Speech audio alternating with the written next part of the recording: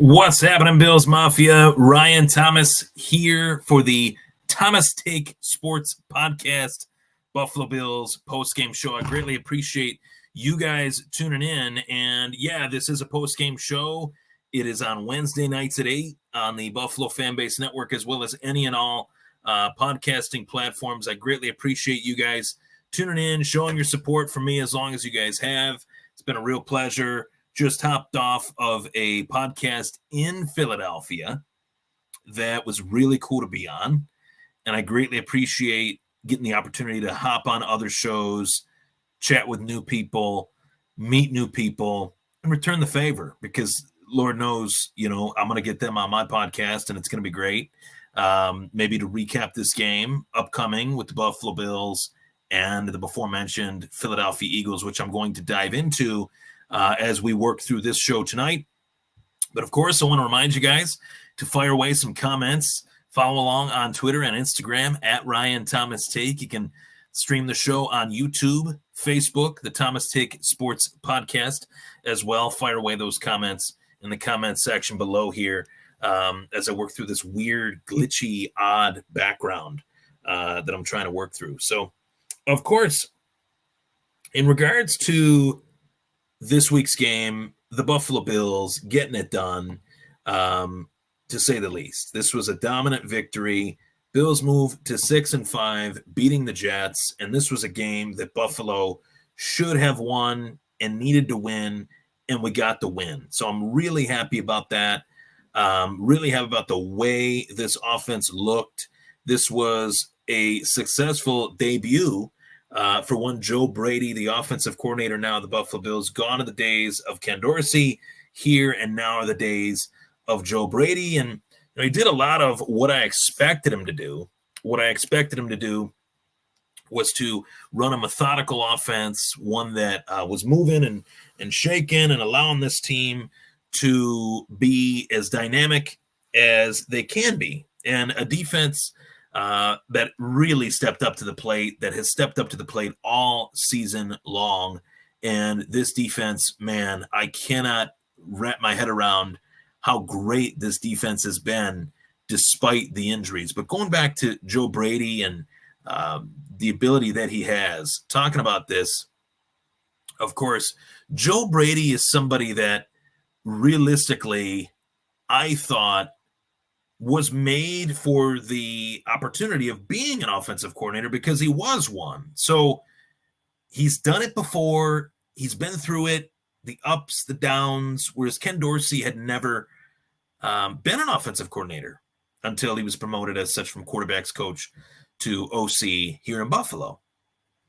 And I had hoped leading into this game that Joe Brady would allow Josh Allen to find a rhythm, find the rhythm of getting the ball out in the flat to James Cook, getting the ball over the middle to Dalton Kincaid, finding Diggs when necessary as often as he could, given that Diggs was covered by Sauce Gardner.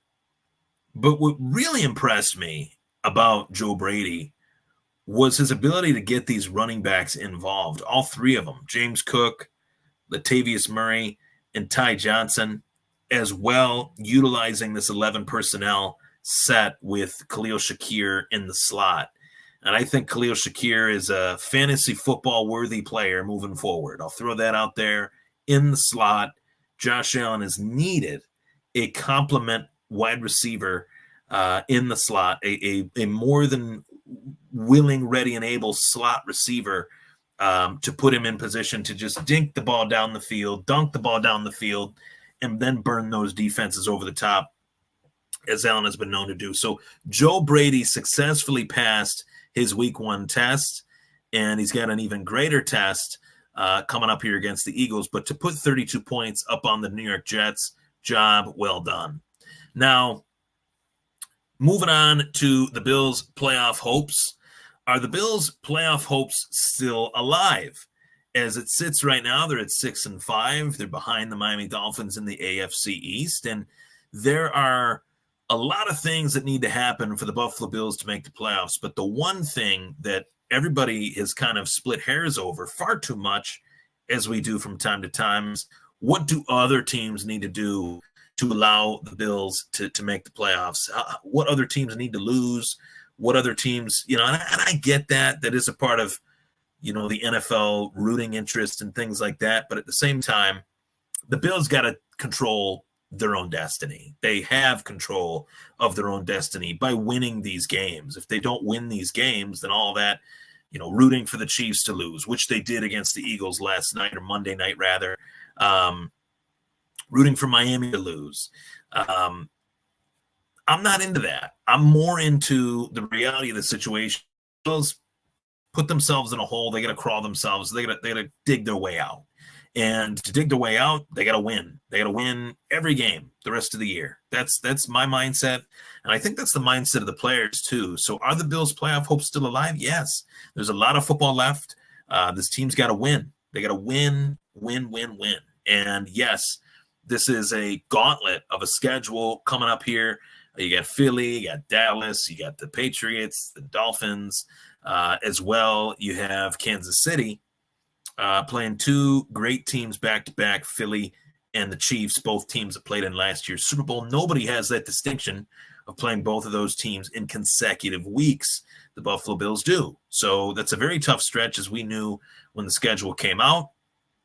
And I'm hoping that we could get 2 wins there, because if the teams that showed up on Monday Night Football, the Chiefs and the Eagles, in that game against one another, if either one of those two versions of those teams show up against the Bills, I think this game could be much, much closer than what I had originally thought, based on the lack of results that I was seeing from this Bills offense. Now we're seeing some results. We're definitely seeing results from this Bills dominant defense. And as I mentioned, this dominant defense is something that I really scratch my head at, because they didn't just lose players, they lost stars. They lost Pro Bowl, All-Pro caliber players, Matt Milano, Trey White, DeQuan Jones, 3 starters right there, gone by week 5 in succession, week 6, 5, 6, 4, 5, and 6. So that was really hard for me to grasp. And really, it was really hard for me to believe, how can this Bills defense be great when those guys aren't out there? And then you have the acquisition of a Rasul Douglas. Then you have the signing of a Linval Joseph. And both of those moves have paid immediate dividends for the Buffalo Bills. As well, I love the athleticism that they have at linebacker. I'm a big fan of Terrell Bernard, and I'm an even bigger fan of Dorian Williams. I think Dorian Williams is a player that's only going to get better, and Terrell Bernard as well. So they're getting ample playing time. Bernard, it was expected. He had to earn the job, but he won the job in training camp, preseason, middle linebacker job, taking the place of Tremaine Edmonds. But at the very least, Dorian Williams never expected to be playing, 80% of the snaps at the weak side linebacker position. Terrell Dodson as well, really stepping up, playing middle in certain packages, playing outside in certain packages as well. They've really stepped up to the plate, and they need to be praised for it, because I did not anticipate the results of that being as great as they have been. Furthermore, this dominant defense that I'm talking about relates to the progression of Gregory Rousseau, the progression of AJ Epinesa. And it's not just progression. These are the 2 best defensive ends, that the Bills have. And another player by the name of Ed Oliver is having a career year. If you could get even Von Miller at 30% of what he was, I think that would help a lot. But Von, I just have real doubt as to when we'll see that version of Von that we all know and love, dating back to his days with the Rams and the Broncos. I hope I'm wrong on that, but I just haven't seen the same burst. I haven't seen the same bend from a player that's coming back from a devastating knee injury. I'm starting to wonder, will I see that this year? I hope I will. But as of now, I have not.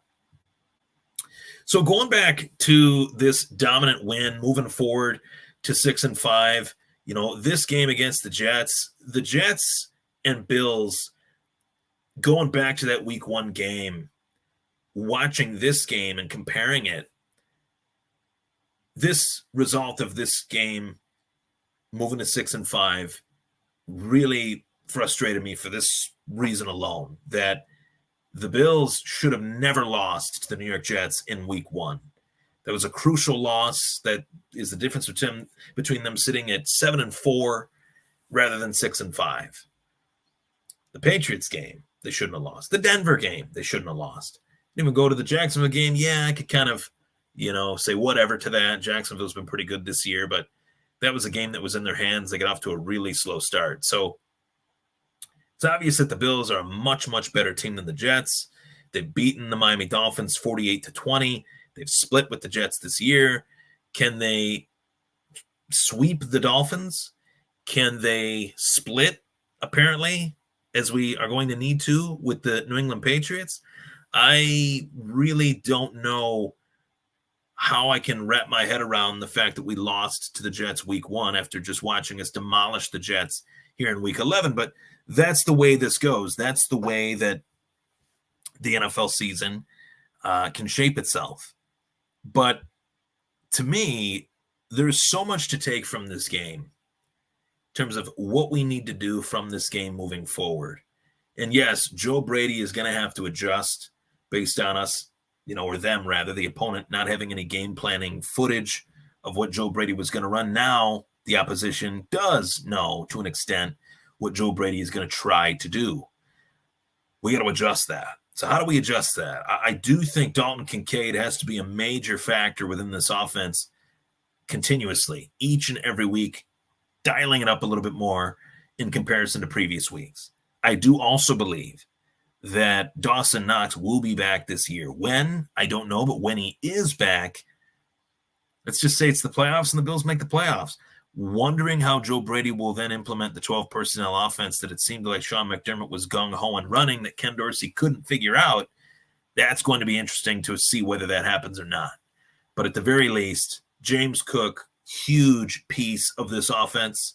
Ty Johnson, is he going to take the RB3 job from Leonard Fournette? You got 4 running backs on this team. You got James Cook, you got Latavius Murray, you have Ty Johnson, and Leonard Fournette. I was really happy that the Bills brought in Leonard Fournette. We haven't seen him in 3 weeks. Picked him up on my fantasy team. Nothing. No action. So I had to drop him. Was that a mistake? We'll find out. If he plays, it's a mistake. If he plays and does well, it's an even bigger mistake. But I digress. Bills moved to 6-5, and I think this was a massive, massive win, a must win, and they were able to pull it off. I don't care if the Jets are a hapless opponent or not. Bills needed a win. They defended their home field. They got it. They got the win. So on to next week, the Philadelphia Eagles. The Eagles just beat the Kansas City Chiefs by a score of 21-17. And who are these Philadelphia Eagles? Well, they're the former NFC champions. Last year's NFC champs. You had a perennial MVP caliber candidate in his own right at quarterback and Jalen Hurts. You have DeAndre Swift. You have Devonta Smith, you have A.J. Brown, and you have a durable, nasty defense that always comes to play, Fletcher Cox and company. So we know what to expect with Philly, I think. They're a tough team. They're a durable team. This is the best opponent on record and based on my opinion that the Bills have played all season long going into a game. And that includes when Miami was 3-0. Many, many people thought the Miami Dolphins were going to come into Orchard Park, New York, and stomp out the Bills. The Bills stomped out the Miami Dolphins. Circle the wagons. Nobody circles the wagons like the Buffalo Bills. The Bills play up to the level of their opponent when their opponent is great. They play down to the level of the opponent when their opponent is bad.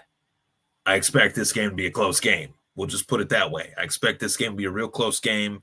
28-24 is my score prediction for the Buffalo Bills against the Philadelphia Eagles. And this would be one step forward, going to 7-5, playing the Kansas City Chiefs, be a massive victory to win this game. Seems like the Eagles have had a lot of problems these last few weeks moving the football via the air. And Buffalo secondary appears to be up for the challenge. Granted, they just beat Zach Wilson and the New York Jets, but even in previous weeks, this defense has been great. So will that continue? If it does, I think the Bills get a real good chance to win this game. If it doesn't, then Philly will run away with this one. But I think the Bills defense is legit. I love the youth. I love the speed. I love the awareness of Rasul Douglas. The tape does not lie. This guy's really good. The fact the Bills got him for a third-round draft choice when they have another one due to losing Tremaine Edmonds is even greater. That was a great trade, brilliant trade that was desperately needed for a secondary that was depleted. Getting that one extra piece, getting guys healthy again, come season's end could be a massive boost for this Buffalo Bills team. So thank you so much for tuning in to the Thomas Take Sports Podcast tonight. I'm Ryan Thomas. Plenty more to come as I provide you guys my top 30 greatest UFC fighters 1 week at a time. So stay tuned for that. We're going to start 30 to 25, 24 to 20, 19 to 15, 15 to 10, 10 to 5, 4 to 1. You guys enjoy that. It's going to be really awesome. I'm really looking forward to putting together this list. Actually, I put it together, but putting it out there is another part of the fun. So thank you so much for tuning into the show tonight. Go Bills.